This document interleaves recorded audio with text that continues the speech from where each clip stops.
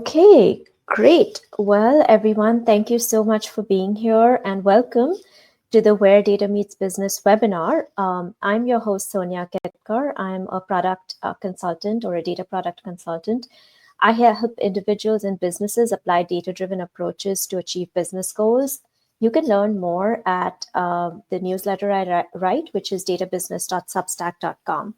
So if you're already subscribed to the newsletter, this webinar is a follow-up workshop to an article with the same title as this webinar, which is Storytelling with Data, which went out a few weeks ago. And it was written by a market research consultant with over 20 years of experience, Christina Boris, who is here with us today. Christina, welcome. Excited to have you on leading this workshop.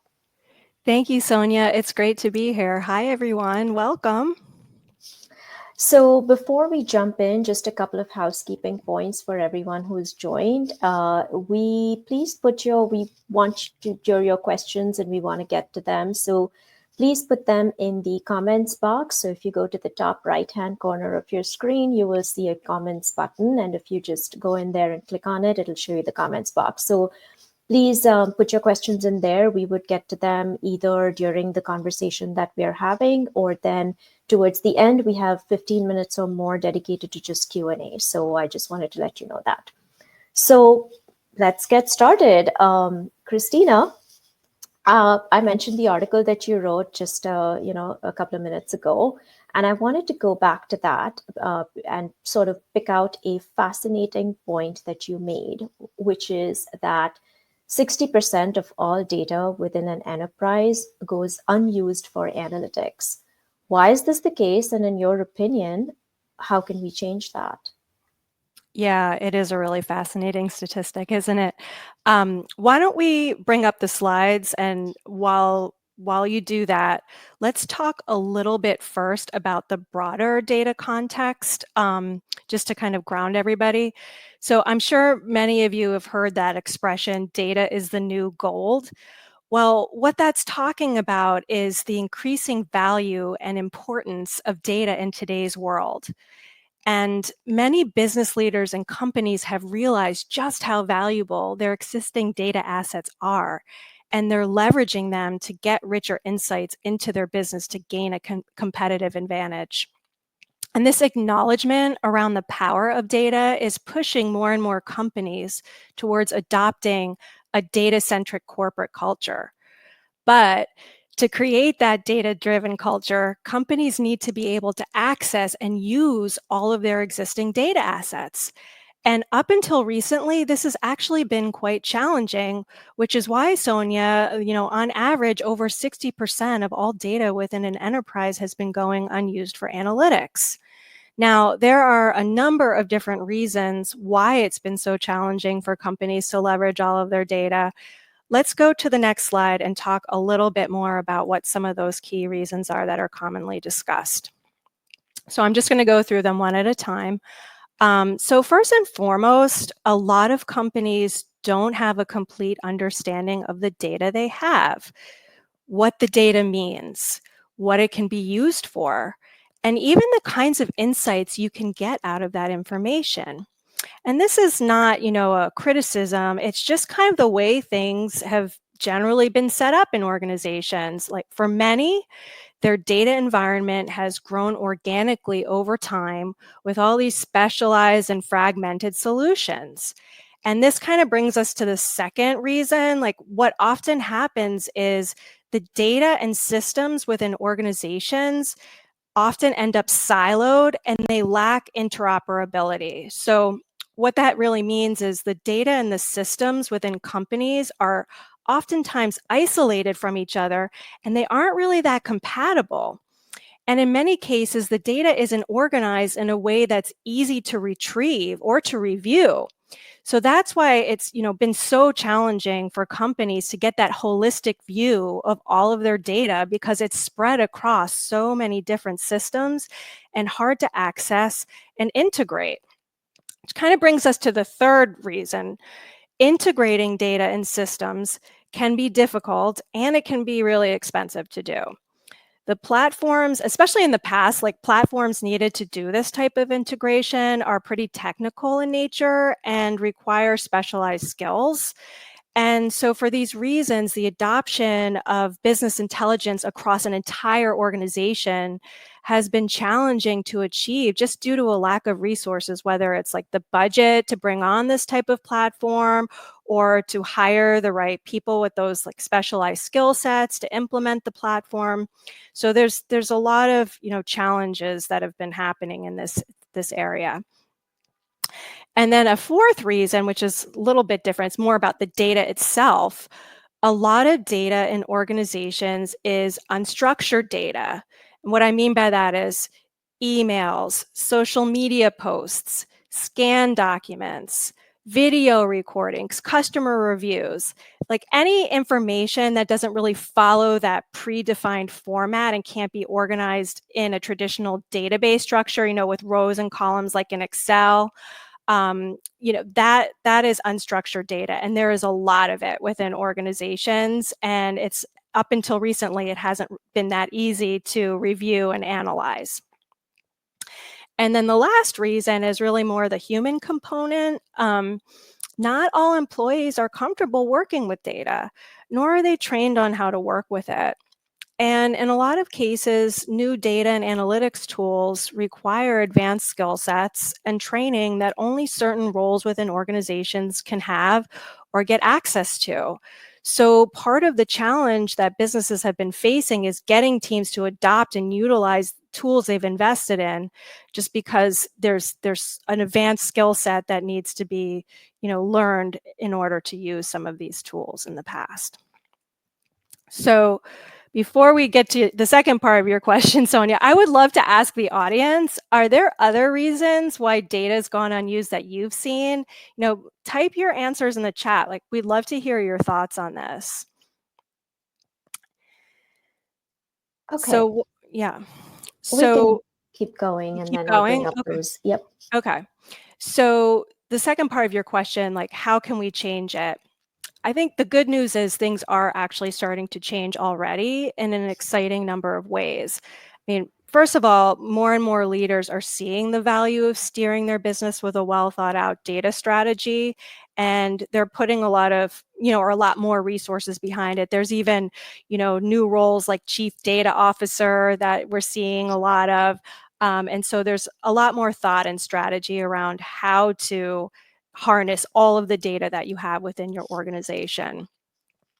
And, along with this, like a recent Microsoft webinar that I attended reported that 3/4 of business leaders agree that having a data-driven culture is very important to their company's overall success.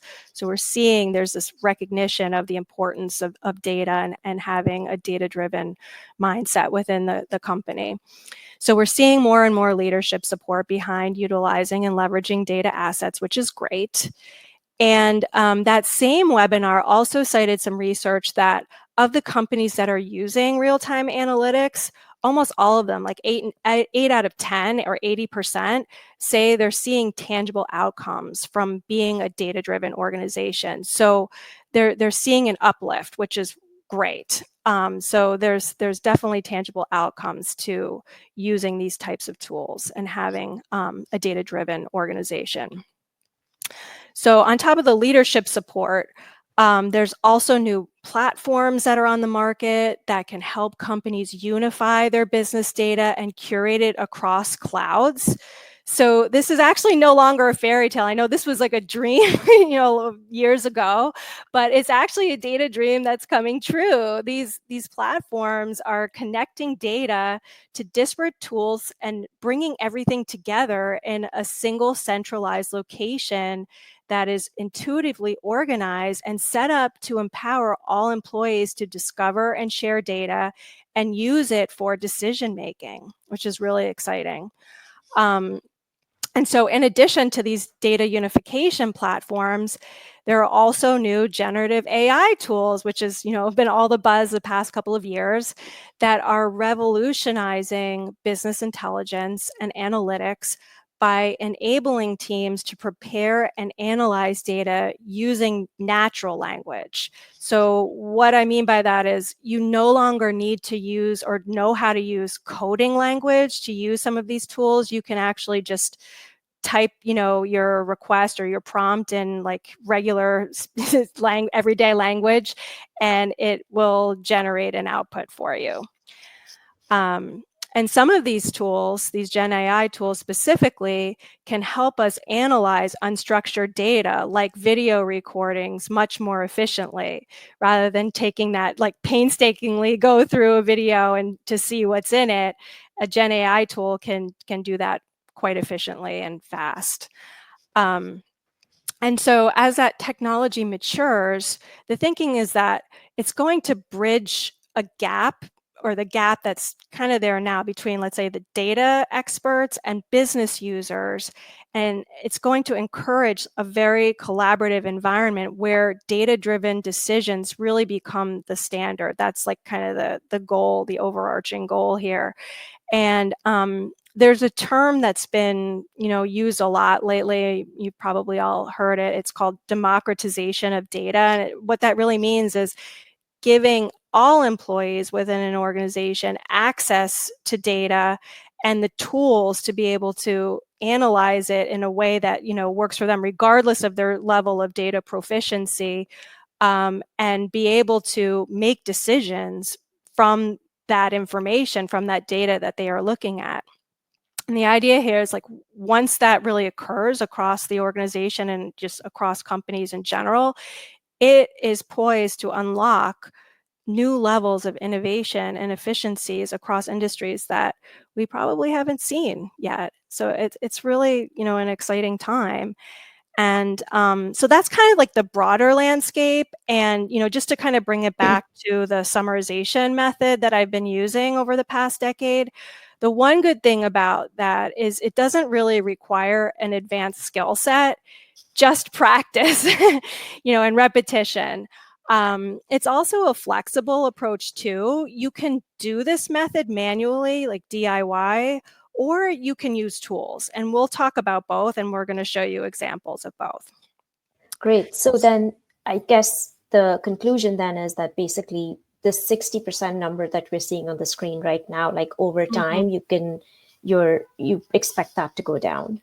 I think it will, yes, especially with these new data unification platforms. Once companies are able to bring all of their data together in one place and be able to look at it holistically, and let's say they've put a person or a team in charge of looking at that, that really will change things. And with all these new tools, being able to analyze all different types of data, not just the traditional database format type data, I think, that it's definitely going to go down, and Got probably it. is already. Mm-hmm. Yeah. And there's one comment that came up to the question Mm-hmm. that you asked earlier. So I'm just going to bring it onto the screen before we move on to Okay. the next one. Um, in the case of my company, we're struggling with putting our data to good use, and because the person has left.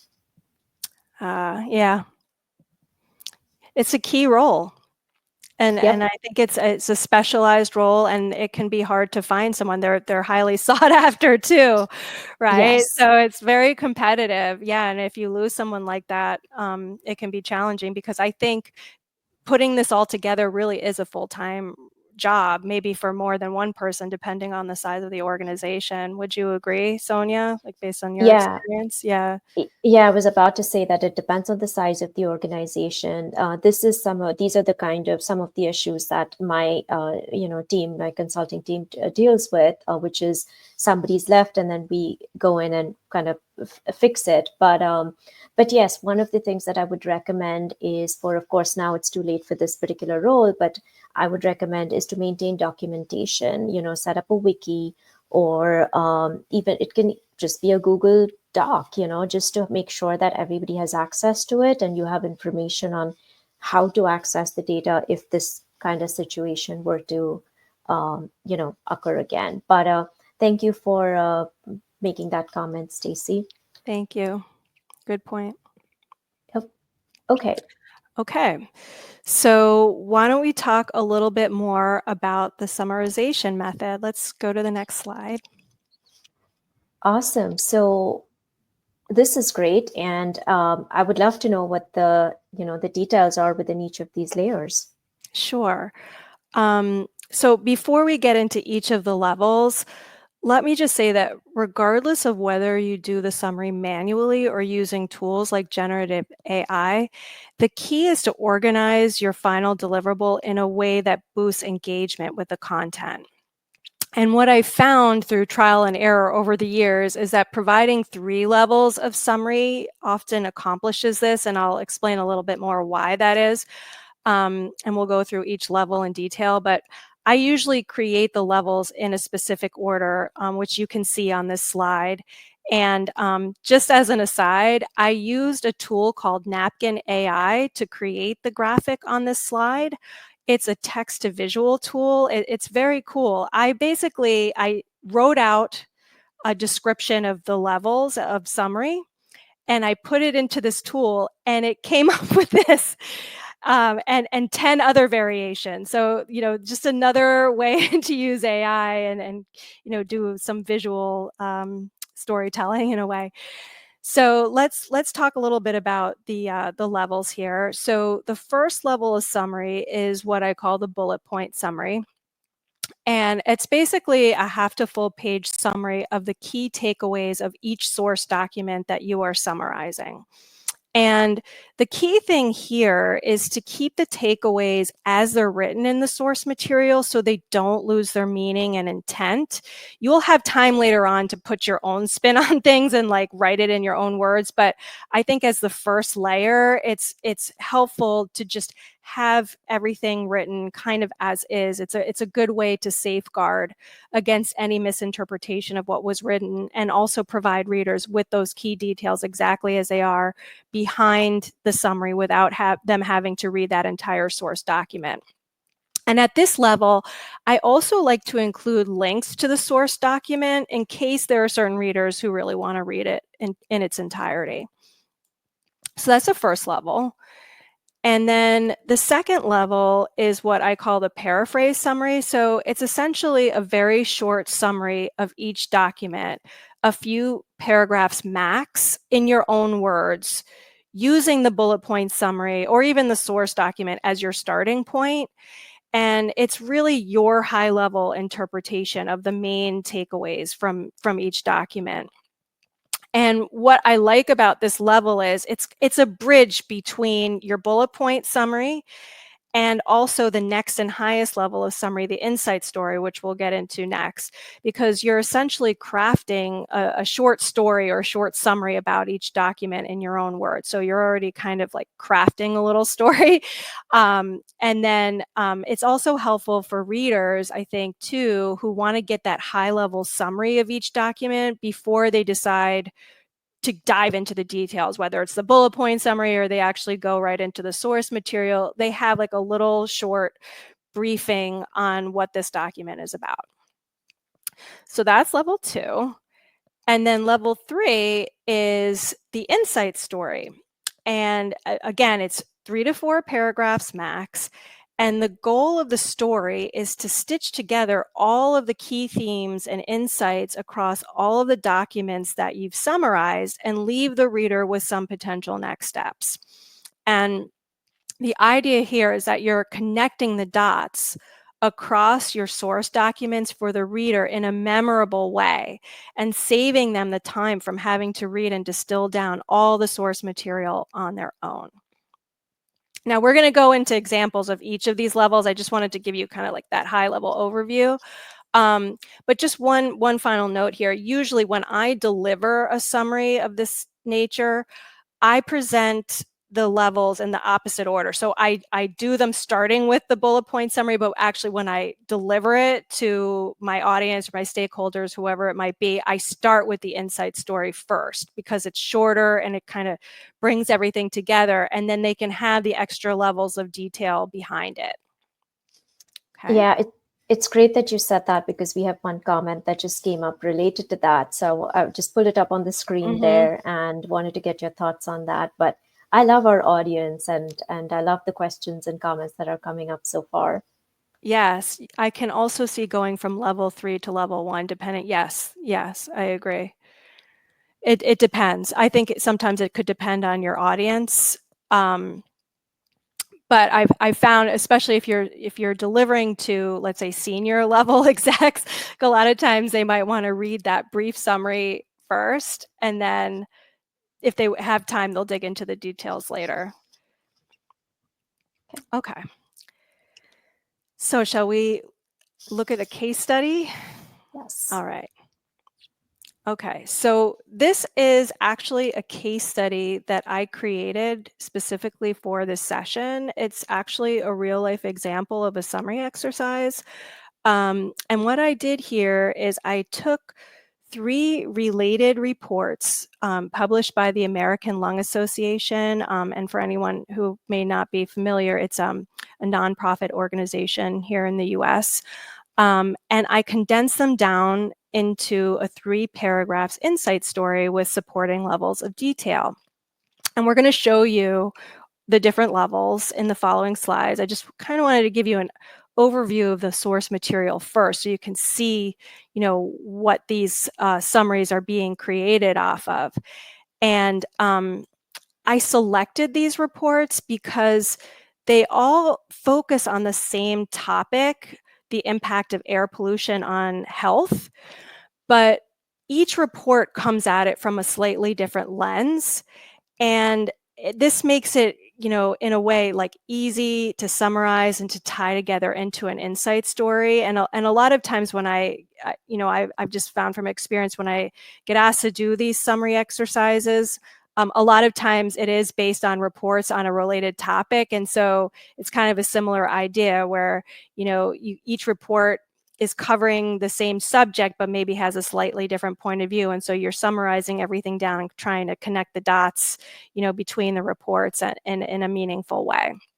So just to give you an example of how these reports are interrelated, one report focuses on the impact of air pollution from cars that burn fuel, so also known as combustion engine cars, on our health, and ways that impact could be reduced. A second report focuses on the impact of air pollution from combustion engine trucks on our health. And then a third one focuses on the impact of air pollution on children's health. So as you can see, it's all about air pollution and, health, but coming at it from a slightly different perspective. So, and also with this particular exercise, I really knew very little about this topic. I didn't really know much about air pollution or combustion engine vehicles or anything like that. I was coming into this information cold. So keep that in mind as we go through, because I'm going to share some really specific details about how long it took me to do these, and just giving you a lot of details about what occurred as I was going through this exercise. So with that, why don't we dive in and show the example of the first level? Okay. So what we have here is an example of the bullet point summary that we talked about, that first level, a few slides back. So on the left, I have a screenshot of the cover page of one of the reports, Driving to Clean Air, that's the name of it. And then I just took a screenshot of one of the pages of the reports. You can see the level of detail that's in there. I mean, this is like an 8.5 by 11 type printout. So there's a lot of information. And basically, I took each of the 3 reports from the American Lung Association and I condensed them down into a bullet point summary less than a page long. Now, the bullet points, and that's what's on the right-hand side here. This is the summary on the right. And the bullet points I selected are the key points from the report. I would say almost verbatim, to preserve the original meaning and intent by the author. And, I summarized a little bit, and I think it's okay to do that. I just try to preserve the original wording as much as possible. But I do think because you're condensing it down, it's okay to summarize a little bit. And as I mentioned, this is a 7-page report, 8.5 by 11, filled with lots of information, stats. There were grids with a lot of data by state in a couple of the reports. So there and some technical details. So there's a lot of information in here. And as a first level of summary, I condensed everything down. And just as a side note, like you can also, it doesn't have to be just text, like just written in the bullet point summary. You can include charts and graphs as well. I would just recommend keeping it really simple and keeping it to charts and graphs where the reader, as soon as they look at it, they understand it, right? So they don't have to do any mental work. They can look at that chart and they get it right away. And so this is the bullet point summary for one of the reports, and I followed the same process for the other two reports. So before we move on to the next slide, just a question here. So you said this report was about 7-8 pages long, and then you've condensed it down to, barely half a page. So how do you go through that and select what the most important information is to convert into bullet points, especially when you don't know the field very well, right? Yeah, I know. I mean, I have a whole process for that too. And I think this is actually the hardest part, is getting it down to less than a page, especially if it's a longer report. And we could do a deep dive just on this. If anyone from the audience would like to do that, I could take you through that.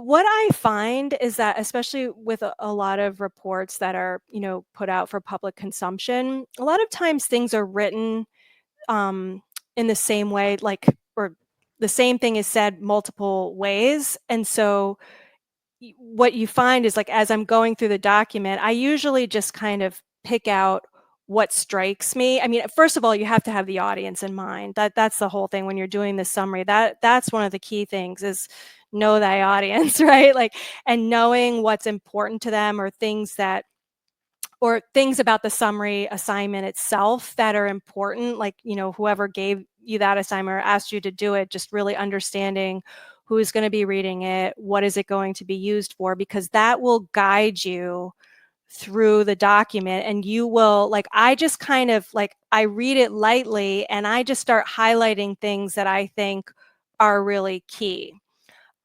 So for example, for this exercise, because it's for a webinar and we have guests joining from all over the world with, maybe different types of jobs and roles and, backgrounds, I really came at it with, what is the impact to society? Like, what is the impact that air pollution is having on society? That's the way I thought about it, because I figured that might have the most appeal across our audience. And so that's how I approached the summary. Meanwhile, somebody else who, because there's a lot of information by state and a lot of specific data, I did include some of that and I summarized it in the bullet point summary, but maybe there could potentially be more of a focus there if there's someone from a particular state, they really needed to drill down into certain bits of information, so the focus might be a little bit different. But for the purposes of this, I'd focused on what do I think would have the broadest appeal or be most relevant to this audience. Got it. Okay, so we'll definitely have a follow-up session to get your playbook on how you go from, what's on the left-hand side of the screen to the right-hand side of the screen. Yes. But for now, I will move on to the next slide. Okay, sounds good. Okay, so this slide is just for illustrative purposes. You don't have to read it. It's just to show you what it looks like. And this is the second level of summary, the paraphrase summary that I was talking about a couple slides back. So basically what I did was I took the bullet point summary that's on the left and I condensed it down further into a 3-paragraph summary. That's what's on the right. And it's more in my own words. I mean, I still use some of the phrasing and the terminology from the bullet point summary and from the source document. But in some cases, I broke down the language even further. I didn't show it here, but I actually created definitions. There were a lot of terms in this report that I didn't even really fully understand. So I went and I looked them up, and I added some definitions and I kind of continued to simplify so that anybody reading this it would make sense. And I'm not using, technical terms. I'm just really trying to break it down and make it as simple as possible. The more technical terms could go in the bullet point summary, and they're also in the source material. But the idea here is to condense it down and simplify and distill and simplify and define. And so as I was saying, like earlier, the paraphrase summary has multiple purposes. It could be used as almost like an abstract, like a very simple abstract for your longer bullet point summary and the source material, just to give that reader a sense of what this document is about and what the key takeaways are. And if they want to dive in more, they can. Usually people will, because if you write it in such a way, they'll be like, oh, that sounds interesting, and I want to read a little bit more about this. And it also serves as a bridge to the next and highest level of summary, the insight story, because you're already starting to write a summary about that document in your own words, and it kind of gets you in that writing mode and thinking about how to summarize the report or the document in your own words. And I just find that when it comes time to actually do the insight story and tie everything together, it's just helpful to have written something in your own words. And so I followed the same process for the other two reports, same thing. And before we go to the insight story, the next and final level, let's show everybody a side-by-side comparison of this level. Let's go to the next slide. Okay, so we talked about doing this manually versus using tools, right? So for comparison's sake, I uploaded that same report, Driving to Clean Air, into Notebook LM. And that's, for anyone who's not familiar, it's Google's AI-powered tool. It does a lot of summarization. And this is actually a screenshot of the user interface as I was doing the summary for this report. And I have to say, it is a really user-friendly tool. It's very easy to use. I found it like super simple. But just to explain what is on the screen here. So on the very left-hand side is the actual source document. It's the PDF of the Driving to Clean Air report that I uploaded into the tool, and you can see it there. And then in the middle is the report summary that Notebook LM generated. They call it notes in the tool. Like as soon as I upload it, it just starts like thinking, and then 5 seconds later, it comes up with this summary. So that's what's in the middle. And then to the right are different commands that the user can click on to generate other types of output. So for example, if you click on Briefing Doc, it will actually generate a longer summary, kind of similar to the bullet point summary that I like to create, out of the report as well. And there's another one called Timeline, where it will list out like some of the timelines or timing if there's anything in the report around that. And they'll even have a cast of characters, like people and organizations that are mentioned in the report. It's really fascinating, some of the different ways that you can look at it.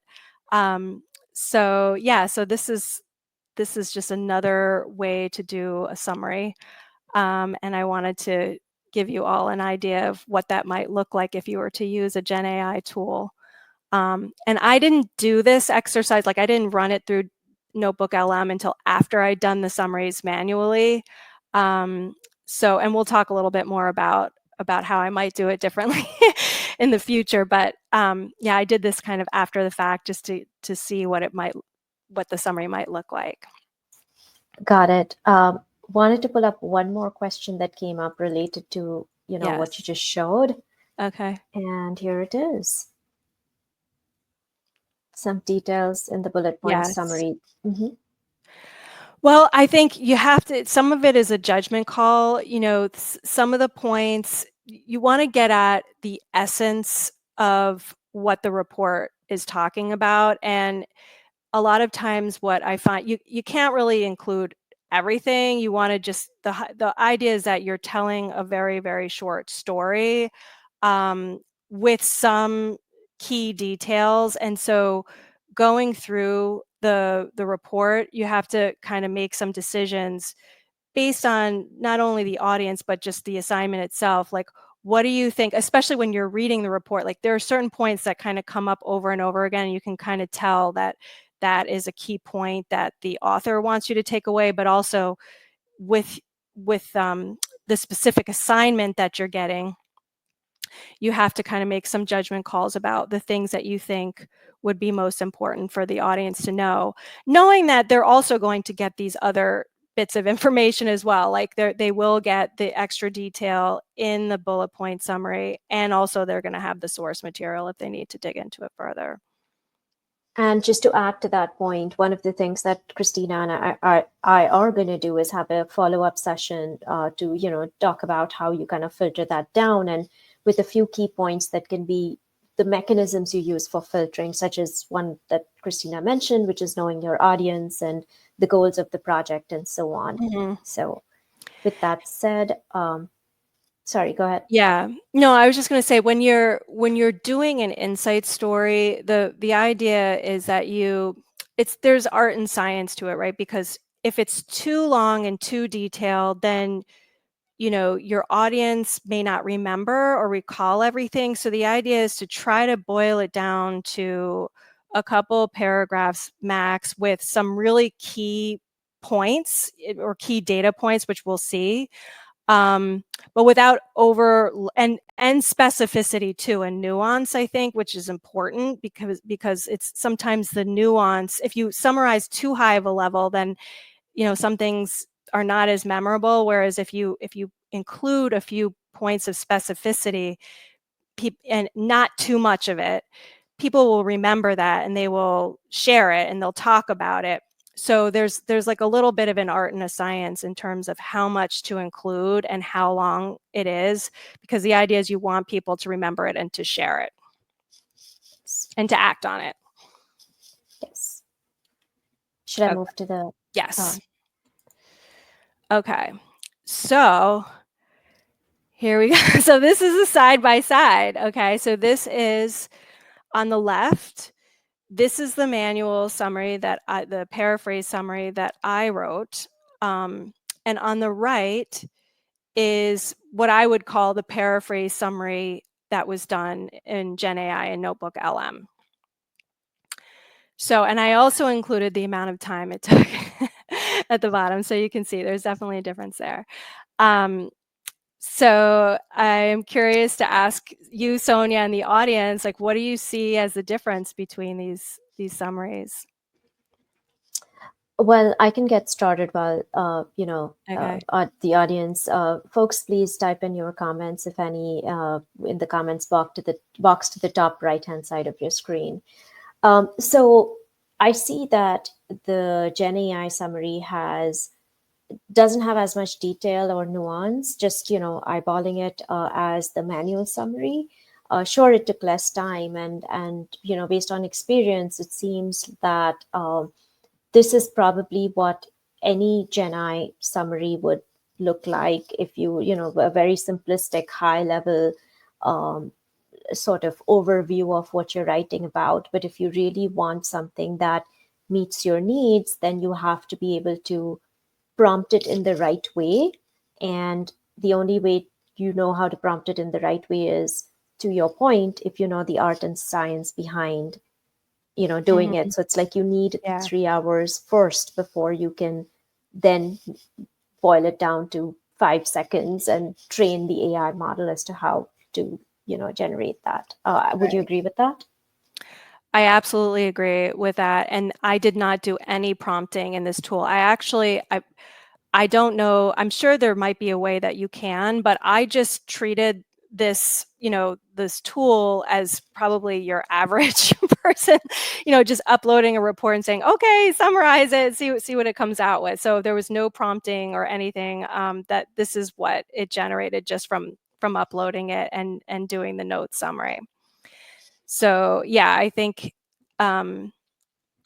with tools, if it's this tool or a different tool, whenever you can prompt it and to give it more specificity about your intent and what you're looking for, the more likely it'll turn out how you want it. But I think if you're just going to, that's one of the points here, is like you just upload something into a tool, sometimes you don't know what the output might look like, and there may be some additional prompting that's needed or involved. And so, the key is really, I think, to understand the tool, and maybe also a little bit about prompting as well, if that tool allows for custom prompts, right?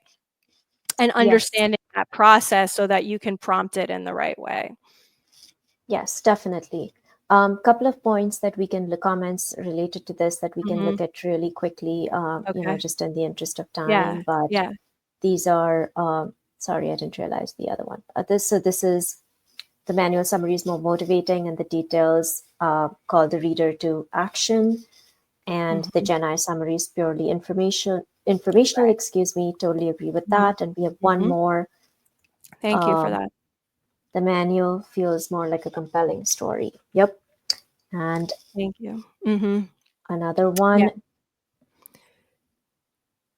Yeah, like the nuance only. Yes. Yeah. I Absolutely.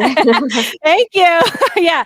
No, I mean, I think we can get there. I really do. But I would love to. Like, I actually want to put it out there that, like, I would love to work with a prompt engineer on, like, training a model to do this, because I think eventually we could get there. But yes, there's like that human judgment, right? And like that nuance that um I think the model would need to be trained on, right, in order to generate an output like the manual summary.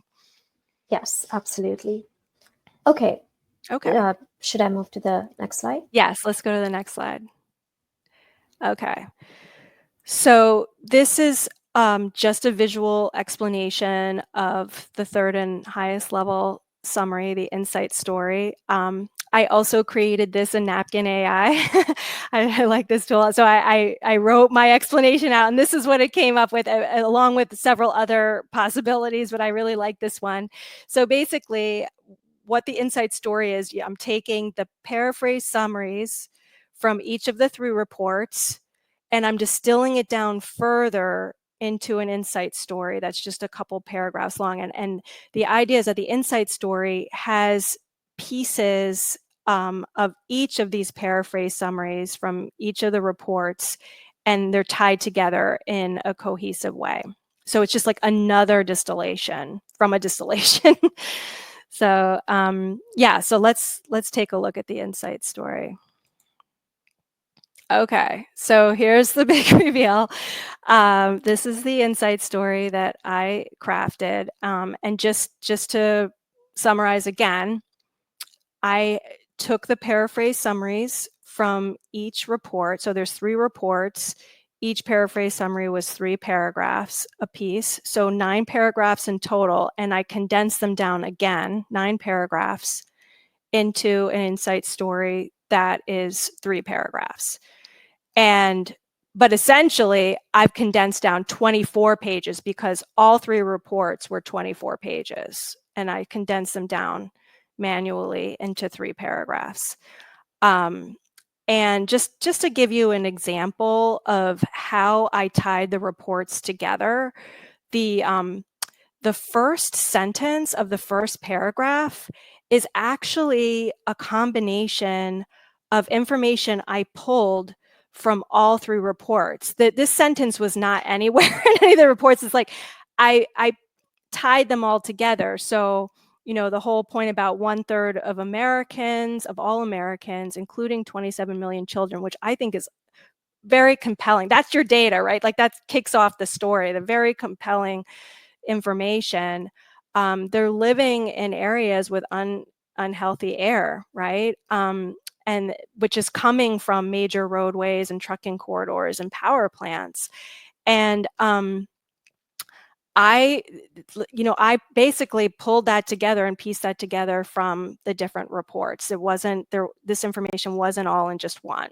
So that is the idea, just to give you a sense, like that's the idea of the insight story. It's kind of connecting the dots across your source material in a way that kind of brings it all together for your audience. And I led with this particular sentence because when I was reading the reports, those were the pieces that really struck me. Like, wow, a third of Americans and so many children are living in these areas, that have high pollution, and it's that there's an impact there. So that's I started with that because I thought, that's hopefully going to draw in the reader and engage them more to learn more about wow, this is a lot. Like, what's happening? What are the impacts? Like, what can we do about it? Sort of thing.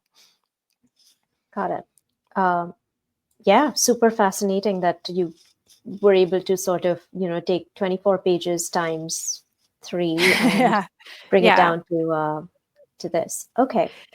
It's Should not I? quick. No. It took me, I wrote at the bottom, this is full transparency. It took me 10 and a half hours to do it. So like one really long business day, but, and I enjoyed it, but also I would say, I didn't know anything about this topic. I think when you know the subject matter a bit more, let's say it's for your industry or you get these industry reports, you could probably cut that down quite a bit. And then I think also with tools, you can cut it down even further. I just did this. Definitely. Yeah. Yeah. Okay. So that concludes the case study. Could talk a little bit about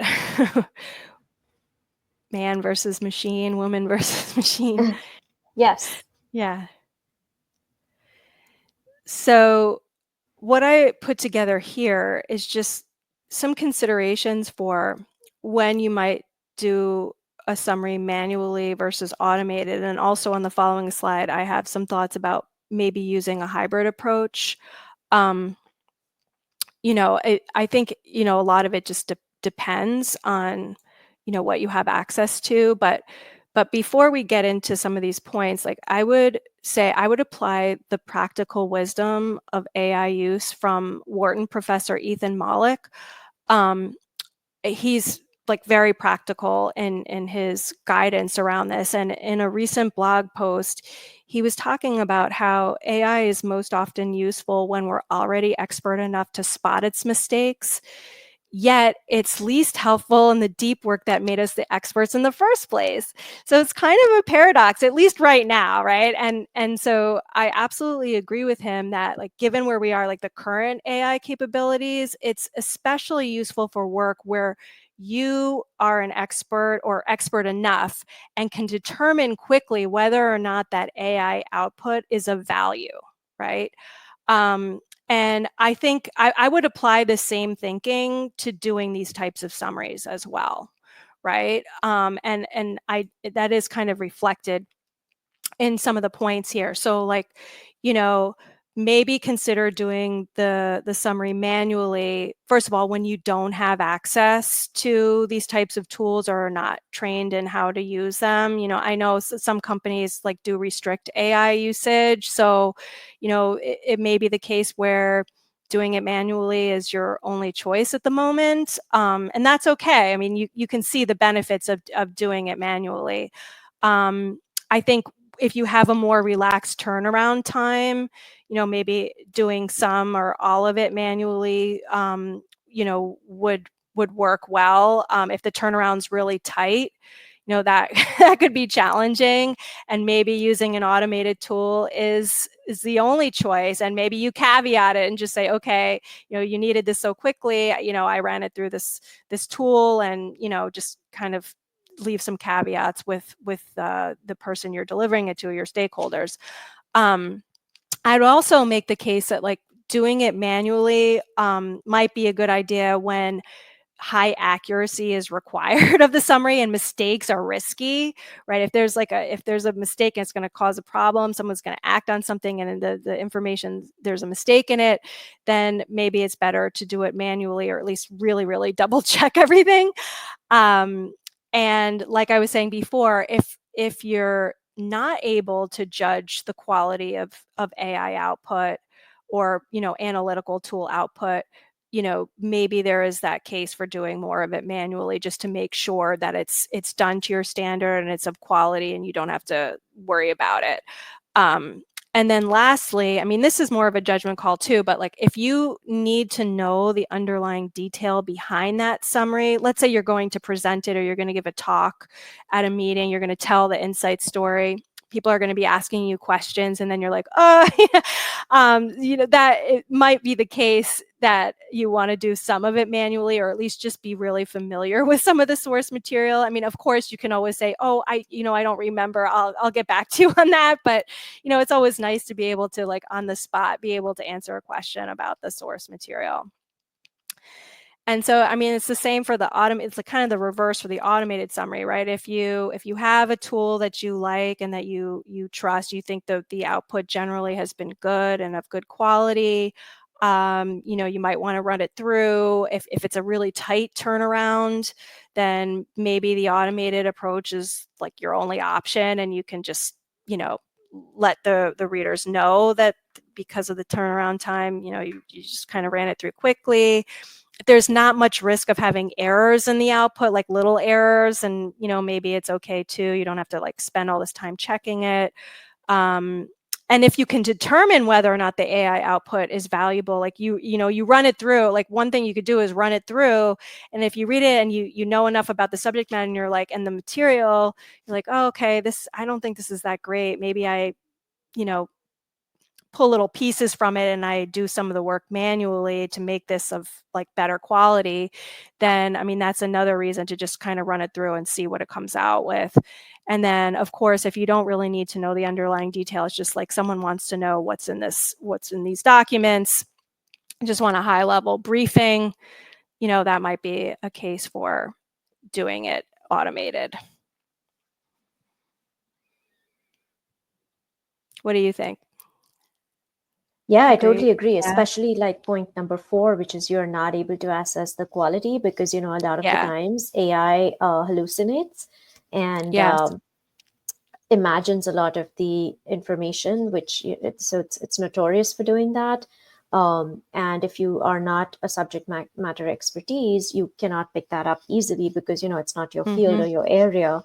Then yes, absolutely, I would highlight that one in particular. And of course, the others are super important too, but that one in particular, because especially if you're using this for marketing decisions, which drive revenue and money for your business, you don't want to mess with it, right? You want to make sure that every bit of information is correct. That's right. But anyway, in the interest of time, should we move on to the next one? Yes, we'll just go through this quickly. Yeah. Yes. So this is just a few considerations for doing it hybrid. And what I mean by that is you're doing some of the summarization manually with support from AI tools. So, I mean, just starting with the top right, if doing it hybrid, when you need to decrease the complexity of the source documents so that people can understand them better. I would say that that's really the goal, one of the major goals of doing a summary exercise. So if your AI tool that you're working with can help you do that, decrease that complexity, then I think that can be a huge help. And then same thing, bottom right, like when you want to reduce the amount of time, right, like you're spending on the summary by having AI help, I think that's really helpful too. Like going forward, I might run reports through Notebook LM just to see what that note summary looks like, because I think some of the high level phrasing that it uses is good, and it can get me thinking about how to kind of raise things up and like summarize at a higher level while also putting my own interpretive kind of like spin on things. So I think, in certain scenarios, like AI tools can be a good collaborator, on these assignments. And, or if you get writer's block or you're not like a super fast writer, at least running a report or the reports, the source material through an AI tool and seeing how it words things can be helpful. I thought there was some really nice phrasing in Notebook LM that could be, borrowed and kind of like built upon. And then on the bottom left, I did not do this, but there are tools out there where you can brainstorm with it, and you could basically give it your summary and then ask it to play the role of the reader and give you feedback on like what type of feedback or reaction you might get from the readers. Like if you're, nervous about putting something out there and you want to, like have a tool to brainstorm off of and get feedback on, there are some tools out there that can do that as well. Got it. Okay, and I definitely think the hybrid approach is valuable.